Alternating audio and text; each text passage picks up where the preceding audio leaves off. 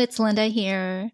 I wanted to share this more tactical video where I'm going to be drawing charts for you guys on how I save to become a millionaire by doing this one method with my direct deposit at work over the last 10 years.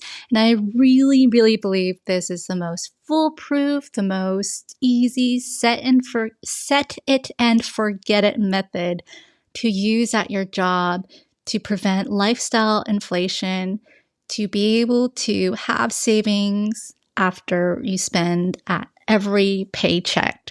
And so I wanted to go step by step on what I did. The numbers might look a little bit different for you as well. But yeah, this is what I did, where now I'm in my late 30s and retiring early and having all these savings from my 9-to-5. So with the direct deposit, the method, I call it the split direct deposit method. Basically, you're gonna split your direct deposit to 2 different bank accounts. Most of you might already have 2 different bank accounts with a checking account and a savings account.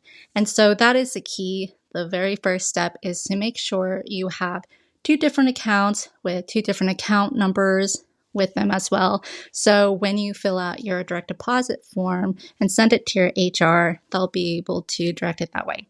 Now, the key thing here is the amount that you're going to put in each. So this is the method I used. For pretty much all my jobs, I got 2 paychecks a month. Sometimes it was every other week. So some months I got 3 paychecks, but I usually always counted it as 2. Now, the way I calculated how much to put in each bank account is that I calculated the total amount I would spend every month. That includes fixed costs, variable costs, any fund money, any bills. Every month, I pretty much spent around the same amount of money. And so I split that in half, and then I set that money to be what I would put toward my checking account. It was always a round number. It wasn't a percentage, and it was always the same for pretty much the last almost 10 years. And so I set that to my checking account, and anything left over, no matter if I got a raise or not, I would put to my savings. And so sometimes that would be maybe just a few $100s more that would go to savings, and maybe that would grow to be thousands of dollars more that would go to savings. But it would always be the same, going to checking, and just everything else immediately go to savings. And so I'm gonna write it out here, and also there's some things to keep in mind right here. So just imagine you have in this example a checking and savings account. Imagine that it's completely empty buckets right now. So what we see here is empty buckets. So the number that I use for my own personal expenses is every paycheck, I put the number $1,600 to put toward checking every paycheck. One thing I do want to mention is for your checking, you want to try not to completely deplete it all the way to zero. You want to have a buffer. And for me, I was comfortable having a buffer of $1,000. So from savings prior, I just made sure I had a buffer of $1,000. And when it would go below that, I would get some money from my savings to make sure it was up to that $1,000 mark or around there. And when it was above, I would put money into savings. So this is what I had. This is a non-negotiable for me, $1,000.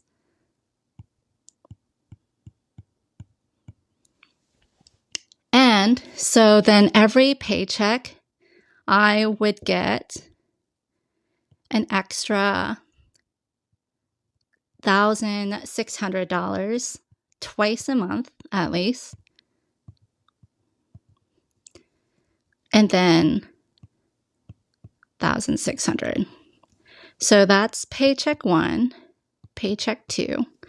So the top 2 green buckets represent the paychecks I would get every single month. And then the $1,000 is my buffer. Now, since I have a little bit of extra buffer. Like the total of 1,600 times 2 is 3,200 every month. That's a little bit more than I usually spend every month. So I usually have some left over. But this is a good method where I could really rein in my spending, that some months I might even go over that. And that would help keep me in check. So I would take note, like, oh, I have less than $1,000 at the end of the month. I spent more than expected. So maybe the following month, I'm going to rein in those expenses a little bit more. And then if I have more than $1,000, then I usually add that extra to savings. So for savings, let's say I got $1,000 extra on my paycheck, and that was directed towards savings. So $1,000. And that's going to be 2 paychecks per month. So iPad's already doing math for me. P1, P2.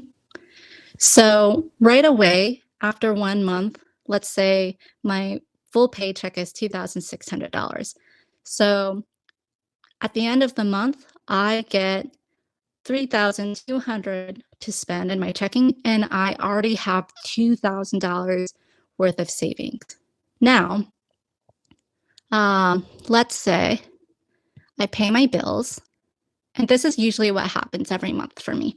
I pay my bills, and they were only $3,000. Bills, so we'll negative $3,000. So that means my checking has left over, what is that? $2,200 left over on my checking. So at the end of every month, I would then transfer that extra $200 that's above that 1,000 to my savings. So on top of the $2,000 I already saved, I'm saving an extra $200 left over. And so this always varied every month because some things come up, some miscellaneous things that might be a couple dollars here and there. So let's just say $200 average. So plus savings to savings. Okay, so that's how I first started setting up my direct deposit. And then over the 10 years, I would keep using this system. $1,600 every month goes to my checking, and then the extra, whether it's 1,000 or whatever, goes to my savings. And then anything left over at the month that's above that $1,000 buffer is going to my savings. I transfer it to my savings at the end of the month. This thing really works psychologically for me because if I find that I'm dipping into that 1,000 base, dipping under that $1,000 in the checking, then yes, I might have extra savings. Like right now, we have $2,000 savings to put into my checking to pay for more things. However, that's an extra action you have to take. If it's at different banks, it would take a couple days to finish that transaction. So it's usually not like an automatic or immediate thing where if you're running low on checking, you could just get savings. Like, yes, some banks have that, but it is a psychological thing. You'll be able to see it with your own eyes. Like, and it's smaller amounts of money, and it buckets them just the right way in my eyes that, okay, I could keep track of like $1,000 is like the minimum amount of money I want in my checking account. And then that money that I'll add from the paychecks, that should cover the bills. And after all my bills and all my monthly expenses are paid, it should stay at that 1,000. If it's not, then that's where I need to keep my spending in check. So it almost was like a game to me where I just wanted to make sure that every month I was close to that blue $1,000 mark. And seeing how close I could get to that. And if the checking account happened to be over that, then that was an extra bonus for me. Like, yay, I get to save even more money and move that to my savings account. So it was really great for how it worked with how I saved money, and I was able to stick with it. Now, the next part of this is investing the money. Like, when do you get to a point where you can invest the money? For me personally, I wanted a savings of at least $15,000. And that covered at least 6 months of my expenses at the time. I chose that particular number because I was using a Lake Michigan Credit Union. That was actually a checking account, but I was using that as my savings account because it was high yield at the time. Over the past 10 years, it hasn't changed from 3%. And so I used that for a really long time. Now I have 4% at SoFi. But I used that, and the limit to that was you only get 3% up to $15,000. So that's where I use it as my gauge. Once I got the savings and once more paychecks came in and my savings reached a threshold of $15,000, that's when I was able to take that from savings and invest it into the stock market, into mutual funds, 401ks, Roth IRAs, and other investment vehicles like that. So let's model that out. So I'm going to continue saying there's like additional paychecks, right? And then eventually you have a total of $15,000 in your savings total. Okay. And so anything extra is kind of like an overflow. So this is kind of overflow. Let's say that we eventually have $2,000 overflow from the next month's paycheck. And so that's when I would put that to investments. So it would go to, oops.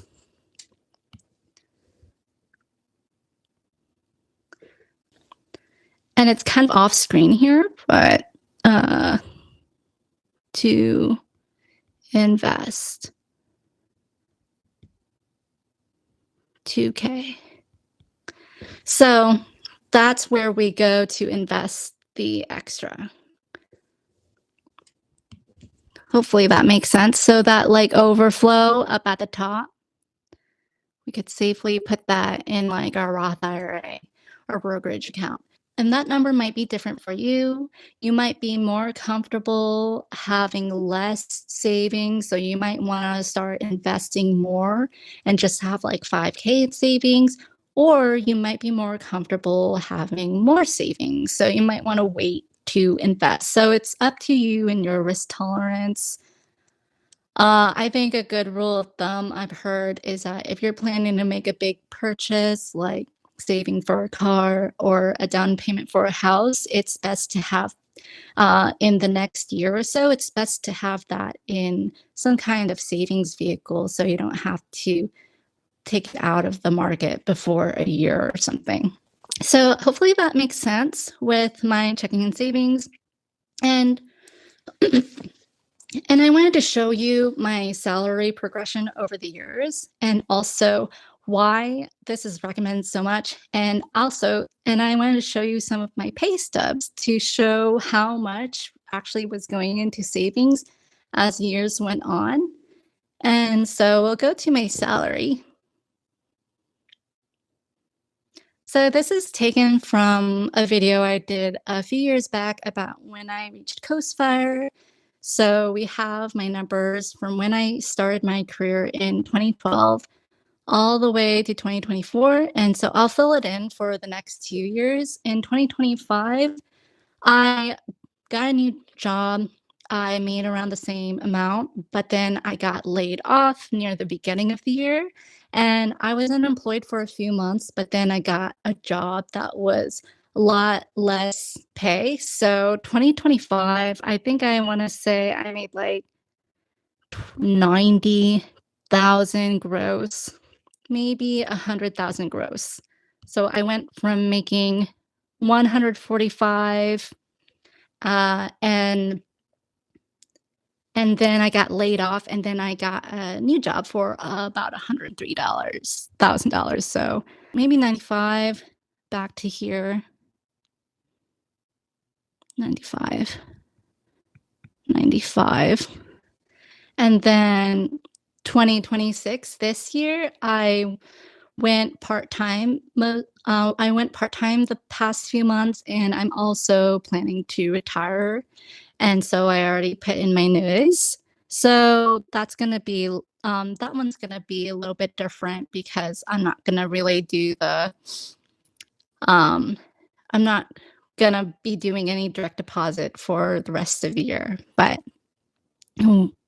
that's gonna be maybe 50, 40.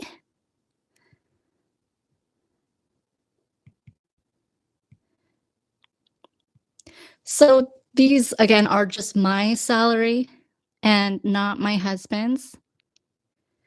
Our direct deposit method, as we combine our finances and our money moving forward, it's going to have a vastly different plan than what I've been doing the past 10 years. But this is what I've been doing. So I started at around 2017. I started doing this $1,600 direct deposit split for each paycheck. So split 1,600. And the previous years before, I did a similar method, but it was much cheaper or much lower amount, as I was not paying for a mortgage. I was sharing an apartment with a roommate, and I also was able to live with my parents some of those years.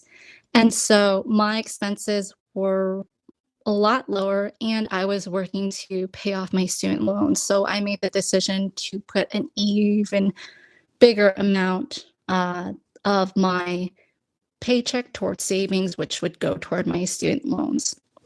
And so just to give you numbers for that, around this time, uh, it was 1,000, not 1,000, not even 1,000, $750. And so that was a time when I was making about $56,000 to about 70 something thousand dollars. And then when I started making six figures, I think that first year I made six figures, I kind of was like balling out a little bit. I got an expensive gym membership. I started using like the tolls to go to work all the time.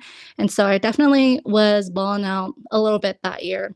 And so I didn't start the split again until the next year. So that's about 10 years previously of that same 1,600 per paycheck level of inflation. And you could see throughout the years from when I started that 10 years ago in 2017, 10 years ago, I was making around six figures or low, like just under six figures at 90. But then my income grew to 125. I got laid off in 2021. So that is another reason why I'm so glad I did this, to be able to prevent lifestyle inflation, because I didn't know I was going to be laid off for a whole entire year in 2021. And so I'm glad I kept my standard of living down, and I didn't feel like I need to increase it that much so that I could revert back to that standard of living at no issue when the time came where I couldn't make income when I was laid off. And then the next year, I made like double that I've ever made in my life, almost 200K. And I still kept that 1,600 split on my paycheck. And yes, I did have some luxuries, some one off luxuries that I afforded myself. But when I say that I kept my lifestyle inflation in check or the same, I never added those luxuries as a reoccurring thing that was like permanent. Like, yes, I went to get a facial maybe 1 or 2 months, and I was able to do extra travel and stuff, but those were like one off luxuries that I afforded myself. I didn't make extra luxuries a habit, like getting nails done every week, stuff like that, which I, in my opinion, think are luxuries that I haven't done in the past. And I'm not going to add those things in the future just because I make more money. And that was just my decision and my choice to save money. But yes, I was able to, travel more and have a little bit other luxuries. But other than that, I never made it a habit. And that made it so much easier for me to take a almost 60K pay cut when I got burned out from that high-paying tech job and I went to move to another job. I was able to take a pay cut in 2023. And yes, it was still above six figures, but having that lifestyle inflation, keeping the same or constant, allows you the freedom to make decisions like that.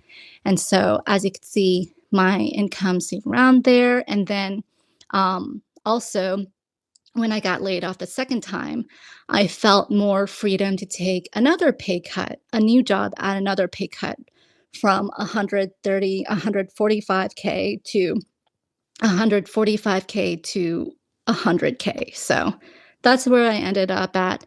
And now that I've been able to save this much over time, I have even more freedom today. Okay, so that's my salary over time. And just to show you guys my paychecks, this is my real paychecks for one of my jobs that I stayed in for multiple years. On the top one, this was the beginning of 2017, and I put 1,500 actually starting out on to allocate toward my checking account for my expenses. And I found out quickly soon after that I need $100 more per paycheck. So I first started out as 1,500, but later it was 1,600. And this was a little bit of a smaller paycheck. So the leftover was only $466 at this time, and that went to my other checking account, my LMCU, I believe at the time, which I use as my savings. So those are the amounts that split up per paycheck. So this was coming in twice a month. Now, a few years later at the same job in 2019, I still had the checking account having deposited $1,600, $1,600. So the amount was the same there to pay my bills, but my paycheck was growing substantially. And my savings left over every paycheck twice a month was $2,558. And so I would regularly see that. At first, when I started out this journey, the savings amount left over was much smaller than that 1,600 that I put aside for my bills. But as I raised my income and changed positions, got promoted, that number quickly grew a lot more than the 1,600 that I was putting aside. And yes, I noticed that. Yes, I knew that was happening. However, I was just so used to just spending that 1,600 that I just left it there and I just kept the others to go to my savings. And it really worked out for me. So, just to recap all of this is my number one method I recommend for saving money, beating lifestyle inflation, utilizing your 9 to 5 to split your direct deposits and paychecks. And if you don't have a 9 to 5, if you have money coming in any other way, see if you could split every single check you receive, every single check you get in a way where you could save at least a little bit something every single paycheck. Also, I want to note that for the past 10 years, I was living as a single person with a mortgage that stayed pretty constant throughout the past decade. So I didn't really have to worry too much about those, I would say, really required lifestyle inflation things like expenses from kids and such. I did start an MBA and, I spent over $120,000 of cash doing that. And I was able to do that from saving for so many years already. So there were huge expenses that came up, but I still kept, but those were from the savings I accumulated over the years. But I was still sticking to that tried and true $1,600 every paycheck allocated for me, everything else to savings. So this might work for you. It might be a different number. You would have to see how much you spend every month. But if you could keep it consistent and just set it and forget it, I feel like not a lot of people talk about this that much with a direct deposit, and it's something that doesn't cost you any extra money. You still have access to the money there, and if you need it from savings, but it just is a little bit of an extra barrier where you might have to transfer the money instead of having it already there ready to spend in one account. All right, that's all I wanted to share for this video. Okay, thanks for watching. Bye!